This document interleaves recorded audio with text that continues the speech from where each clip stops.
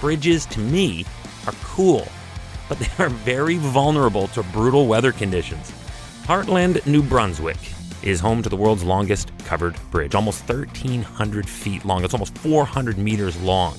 And as I mentioned yesterday, it crosses the St. John River from Hartland to Somerville. But the framework is the most ingenious act of engineering that I think any of us have ever heard of. Hi, I'm Chris May, writer, producer, and host of This Day in Weather History, now in its second year from the Weather Network in Canada. So let's get into the story of the Hartland Covered Bridge and what it endured this day in weather history. The structure is a combination of 7 small Howe truss bridges, all joined together on 6 piers. Very, very cool, man.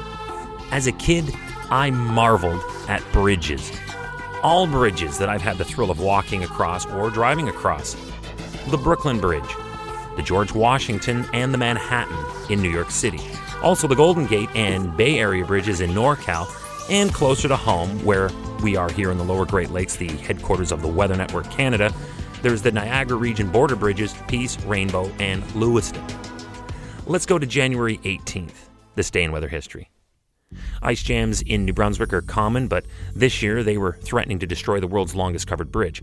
Primary culprit here is the unseasonable above zero temperatures. This will make sure the freeze-thaw cycle is in total disarray, and when you give conditions this powerful seasonally, you need to err heavily on the side of freeze and stay as far away from the prolonged thaw as possible.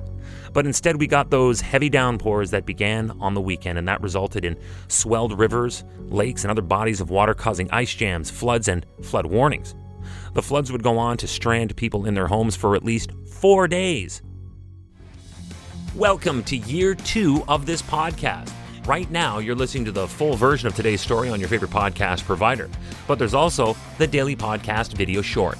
They're shot right here in my podcast recording studio, so you get that perspective. And oftentimes, they will include visuals from that day's event, from when it happened, in weather history. So after listening to the full story, go check out the podcast video short on television or online anytime at theweathernetwork.com/weather history. In this race against Mother Nature, authorities said a major jam had pushed ice to within 2 meters of the bottom of the 105-year-old bridge in Hartland, a town about 75 kilometers northwest of Fredericton. This bridge is legendary and historical. As the longest covered bridge in the world, which opened back in 1901, it has been designated a National Historic Site. It seasonally draws tourists from the region and from around the world. Hartland's mayor at the time, Neville Hargrove, said, and I quote, "If it raises it up under that bridge, there's always the possibility that it could lift the bridge clean off the piers. And that's it. Goodbye, tourist attraction." End quote. And the bridge was in serious risk as the forecast was calling for continuous heavy rain. It had to be a scene of helplessness when officials had to succumb to the reality that there wasn't much that could be done to try and save that bridge. Meanwhile, elsewhere in the region, more tribulation abounds. The ice jams and heavy rain caused flooding in several areas in northwest New Brunswick, including Riley Brook next to the Tobique River. There, several families in the community were stranded in their houses for those 4 days after the ice jams blocked them in. January 19th.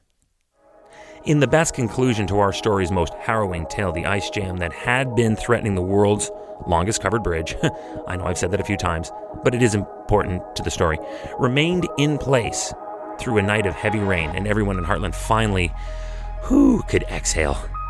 Then geography kicked in. The water level in the St. John River at Hartland rose by about 25 centimeters in the event, and although it likely could rise again, the rain drains into the river. Piece that together with the forecast for cooler temperatures and clear skies, and there was relief that the historical bridge would survive this. I love a happy ending, especially when it happens this day in weather history. Hey, do you like the podcast? We'd love to hear from you. If you have an idea, go right now to wherever you're listening to me and rate us if you would, please. It's on a 5-star system, and we would love as many stars as you can afford. So rate us, but then also review us. This way we can always stay on top of how you'd like to see the show evolve. then remember to subscribe to this podcast. Click the subscribe or follow button right there on the very same podcast homepage you're listening on. You'll be immediately reminded that the next day is ready to listen to, and you also have access to every episode in the archives. It dates back to June 1st of 2020, so there is a lot that we got to get caught up on this day in weather history. Tomorrow is January 19th, and we are going back to get right into the full story, the whole story surrounding the devastating start to 2020 for the world as a whole planet. No, not the pandemic, the Australian bushfires, known locally as Black Summer. The 2019-2020 Australian bushfire season was a period of unusually intense bushfires in many parts of Australia, peaking in December of 2019 and carrying through with full intensity through January of 2020. On this day in weather history, with me, your host, Chris May.